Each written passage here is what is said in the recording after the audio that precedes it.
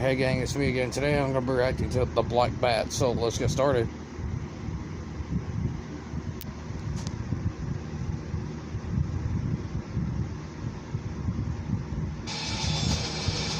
I'm going to turn it down for y'all. I recommend you watch Rambo Last Blood when it comes out.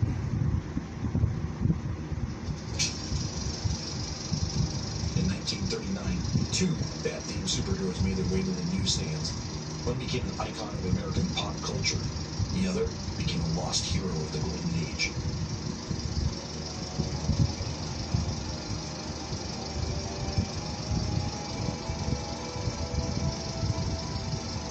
And why do you think DC Comics never got sued for the mimeograph job? Because Batman sold exceptionally well. Look, just give Batman a rest and let the underrated heroes do the talking. That's just my 2 cents. The Scout is trustworthy, loyal, hopeful, friendly, courteous. I used to be a Boy Scout, just to let you know, cheerful, thrifty, when I was little. Clean and reverent. Ned Pines was trying to live up to these high standards when he started his first publishing venture in 1919. He was only 14 years old when he started printing a newspaper for his Boy Scout troop. It wasn't long before he realized he could make a profit printing newspapers for other Boy Scout troops. The Scout Courier Publishing Company was born. It was the humble start to a publishing empire. At age 23, Pines began publishing his first pulp magazines while attending Columbia University. After graduating in 1930, Anyway, leave a comment down below if you think the pulp magazines deserve to make a comeback. It was a great field to be in. The Great Depression started 2 years before, but pulp magazine sales were skyrocketing. It was a good business. A publishing line with thrilling romances and thrilling detectives. Depending on whose grandparents you ask. Thrilling became the hallmark of the better publishing line. In 1933, Pines deviated from the thrilling moniker with Black Bat Detective Mysteries. This short-lived title featured a non-costume detective with no name. He's only referred to as the Black Bat. The Black Bat Mysteries only Anyway, just to give y'all heads up, Dynamite Entertainment owns the rights to the Black Bat. I recommend you go on their website and buy a few comics. A quick side note on William Fitzgerald Jenkins. He was an amazing pulp magazine writer who began his career in 1919 while serving in the U.S. Army. Godspeed, brother. Romance, westerns, and mysteries, but what he's best remembered for is science fiction. And if you're a sci-fi fan, you'll love this. His short story, Sidewise in Time, is the go out and read it. Universe story. He also coined the term describing Earth's initial contact with alien life with the title of his novel. You never know what's out there in the great beyond. And finally, he foresaw the modern computer and the internet in a short story called A Logic Named Joe. And you thought that was a work of science fiction, but guess what? Was not restricted to better publication. It became a reality. Early on, he established multiple publishing lines, and there could have been any number of reasons for this. It could have been a way to avoid taxes. It could have been a way to borrow money against one line without jeopardizing his entire operation. Or he could have taken on partners, and these other lines were a way of separating partnerships from each other. Regardless of the reason, this is the way Pines operated.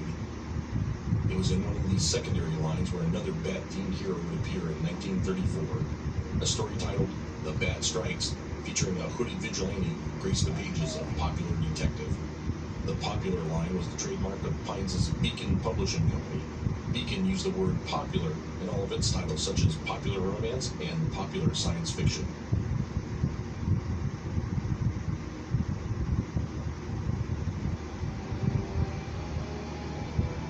In this story, investigative journalist Dawson Clade is framed for a murder he did not commit.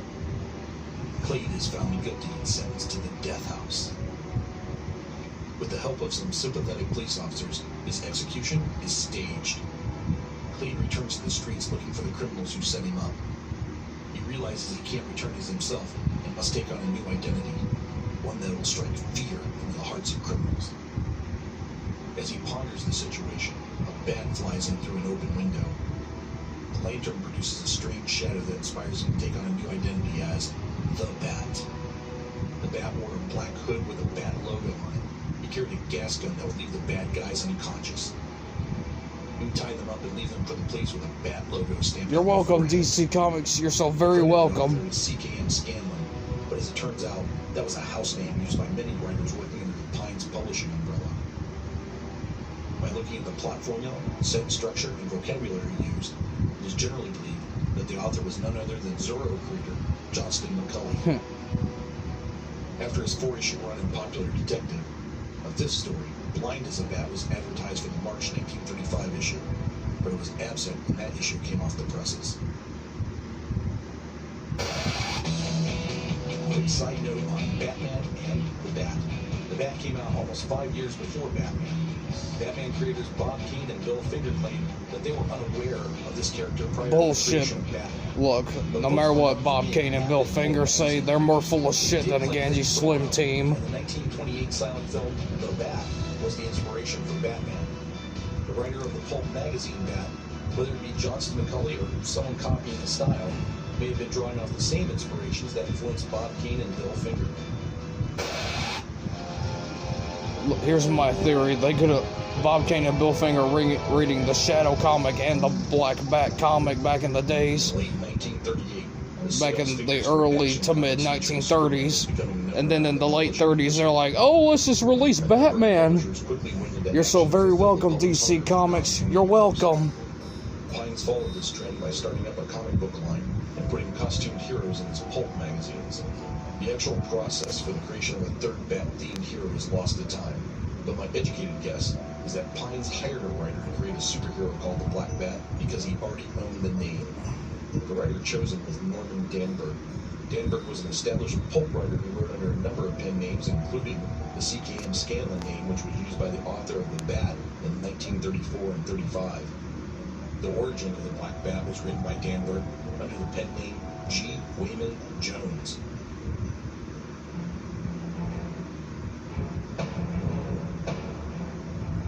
And here's where the Two-Face and the Black Bat similarities relate. District Attorney Anthony Quinn is on a one-man AK. crusade against the underworld. Years later, DC Comics will snatch the idea. An underworld lackey throws acid into Quinn's face.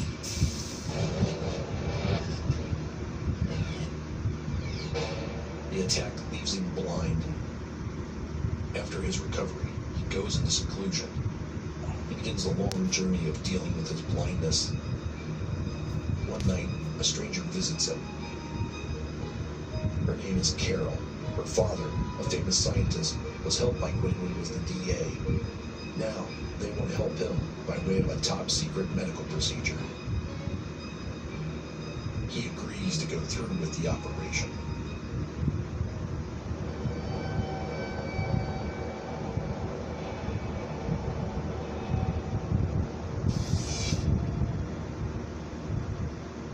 The secret procedure restores Quinn's sight, but it also gives him powers including night vision, radar sense, and augmented strength.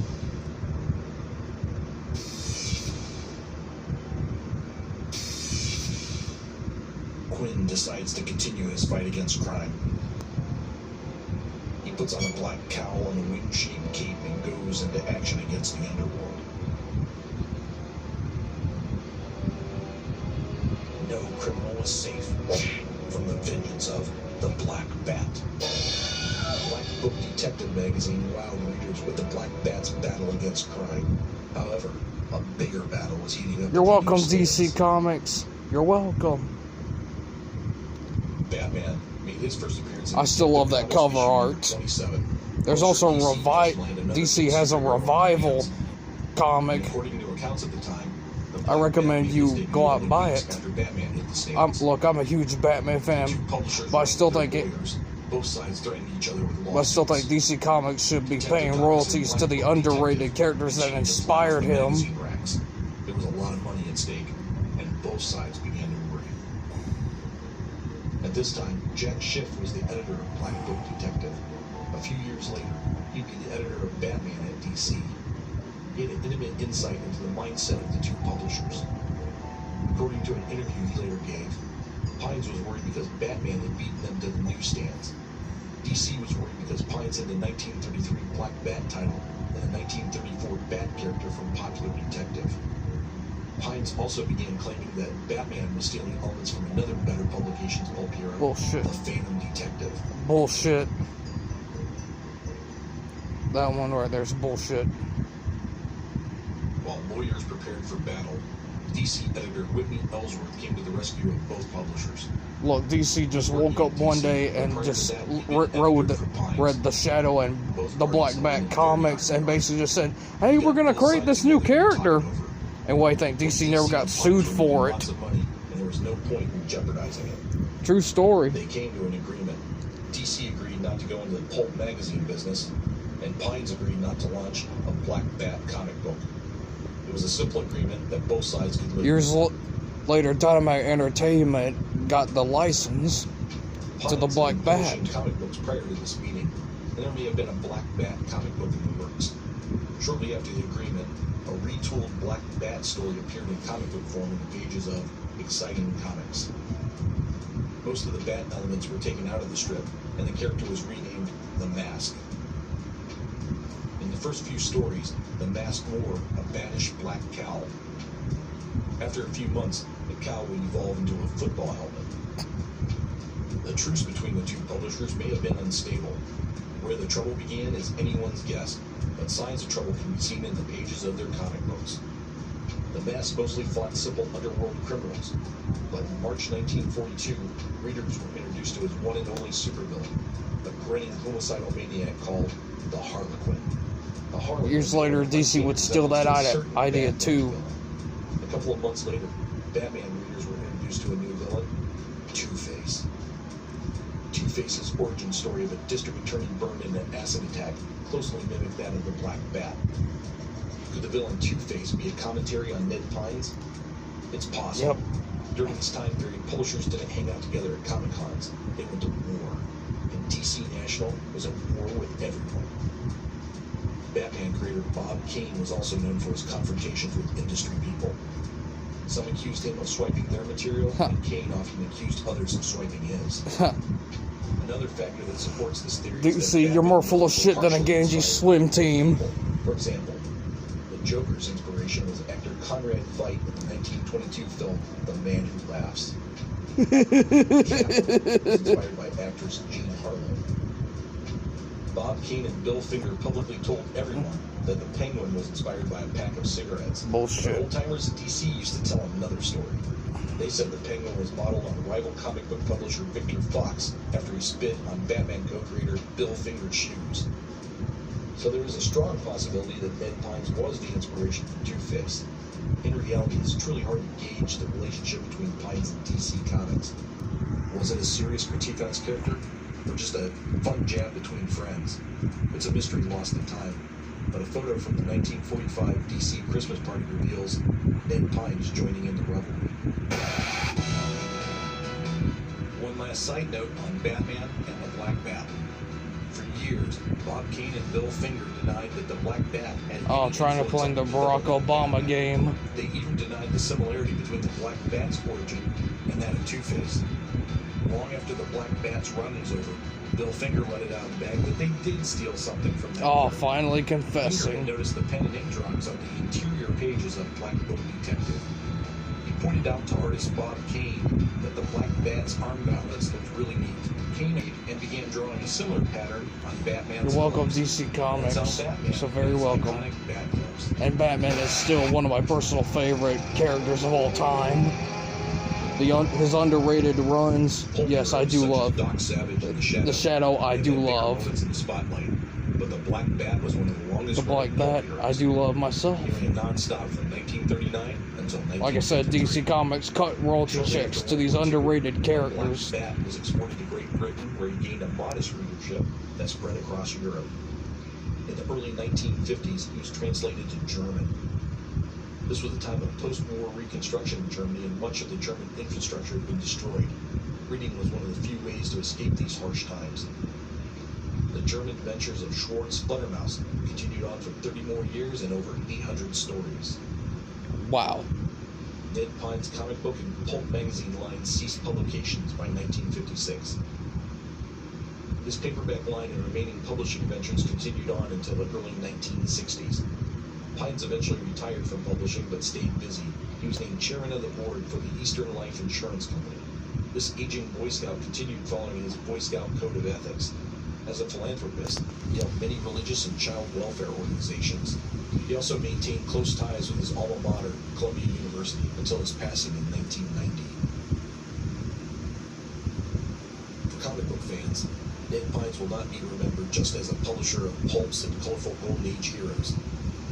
This Boy Scout may be unjustly remembered for being the inspiration to one of Comicdom's most well-known supervillains. For those who don't know the story, it is easy to dismiss the Black Bat as a mere swipe of Batman, but their relationship goes well beyond that. Their history is intertwined. Like all of Ned Pine's superheroes, the Black Bat fell into obscurity and eventually public domain. New publishers picked up the character and published their vision of it. However, the Black Bat has never grown out of the shadow of his more famous rival.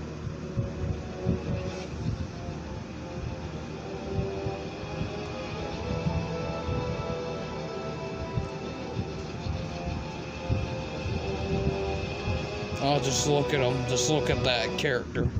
Anyway, hope y'all do enjoy this video. Please do leave a like, and don't forget to subscribe to my channel, and don't forget to follow me on Amino and TikTok, and I'll see you next video.